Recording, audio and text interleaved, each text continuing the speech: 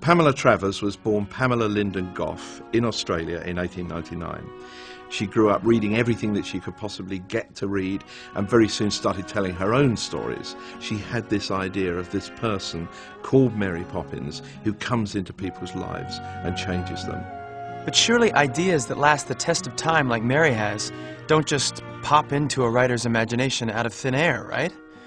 So who were the people in P.L. Travers' life that inspired the much-loved character?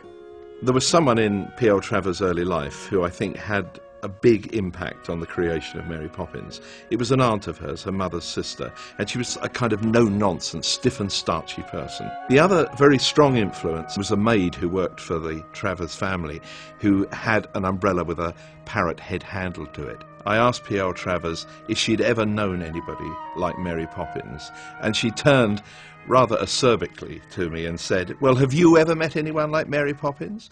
And I, of course, said, no, of course I hadn't. But if I'm honest, I'd say, yes, I had met someone like Mary Poppins, and it was P.L. Travers.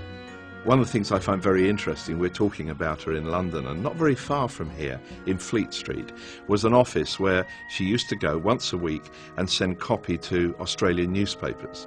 And on the way down there, she would see at the end of the road St Paul's Cathedral. And of course St Paul's figures very centrally in the story, the first book, and also in the film and the show.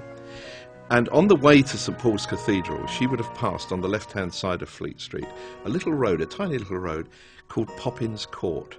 I wondered whether maybe that name came to her as being a very intriguing name that she saw on a nameplate on a street in London.